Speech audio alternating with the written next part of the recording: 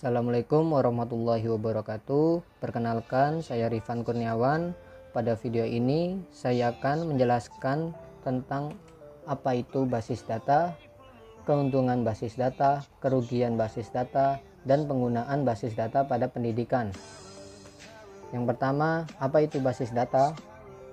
Basis data adalah salah satu komponen yang penting di sistem informasi, karena basis data berfungsi sebagai penyedia informasi bagi para pemakainya.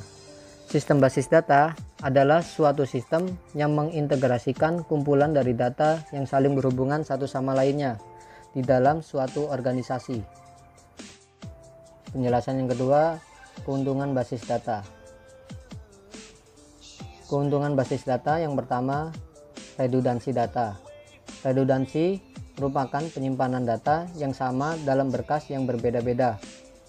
Yang kedua, integritas data yang tinggi. Data yang sama akan saling berelasi. Jadi, jika ada perubahan pada suatu data, maka pada data yang sama pada file yang sama akan mengalami perubahan. Yang ketiga, independensi data.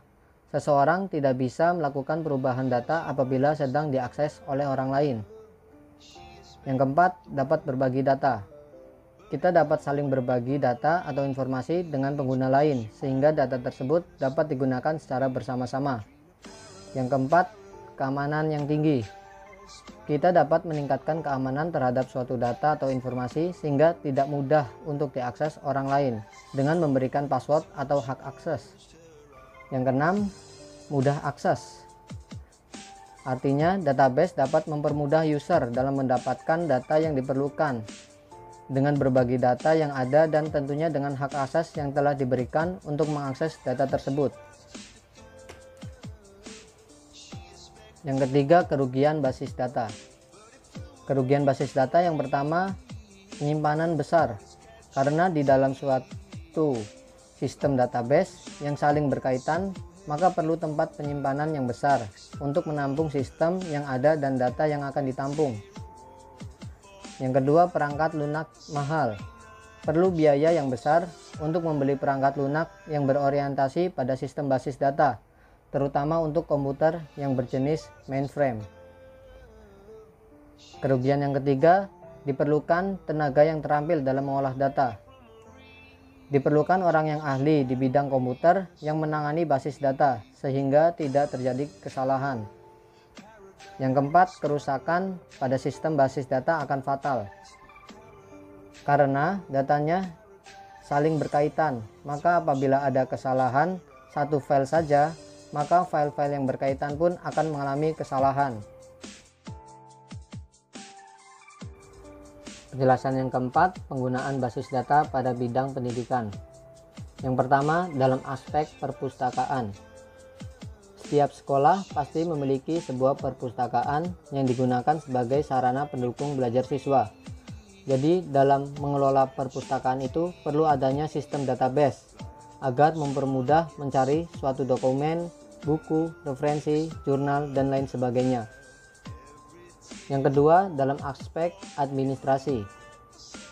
Dalam pengelolaan administrasi, perlu adanya sistem database yang digunakan untuk mempermudah memasukkan data-data pada siswa maupun mahasiswa. Sebagai contoh, pembayaran SPP. Jika dilakukan secara manual, maka akan membutuhkan waktu yang sangat lama untuk mengolahnya.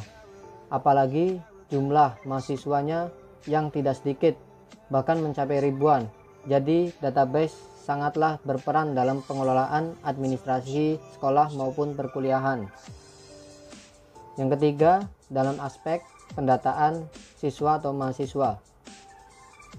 Dalam suatu sekolah maupun universitas diperlukannya pendataan terhadap siswa maupun mahasiswanya.